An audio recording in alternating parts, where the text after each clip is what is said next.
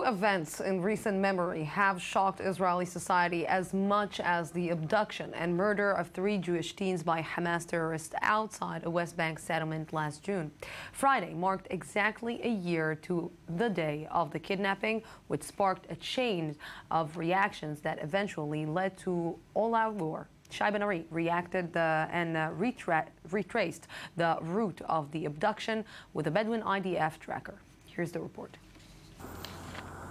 This last weekend marked a full year since the abduction and murder of Naftali Frankel, Gilad Shaer, and Eyal Ifrach, 3 teenagers whose deaths triggered a series of events that eventually led to the outbreak of war between Israel and Hamas. The boys were taken on June 12, 2014 from this bus station outside the settlement of Alon Shvut in the West Bank, where they were attempting to hitch a ride.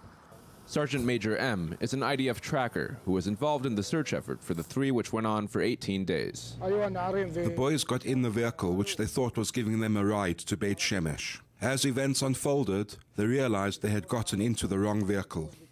From here, the terrorists attempted to throw off the pursuit by heading towards central Israel.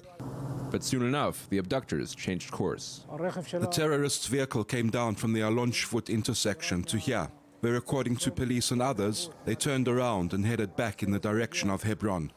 That night, if you recall, was the beginning of the World Cup.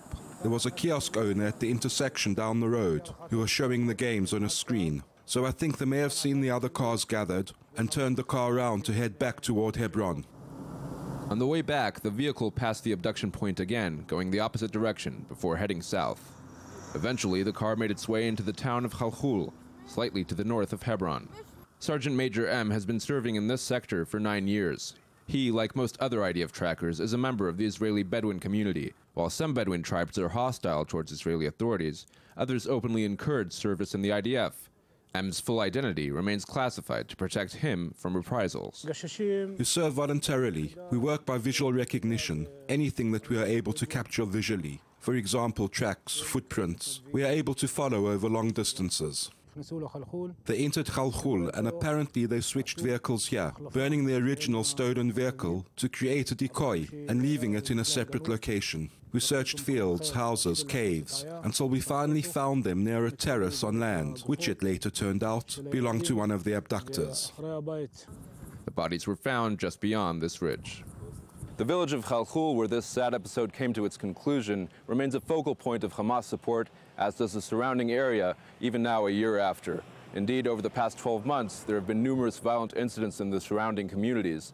This situation, unfortunately, is likely to remain as it is, so long as a political solution continues to elude both the Palestinians and Israelis.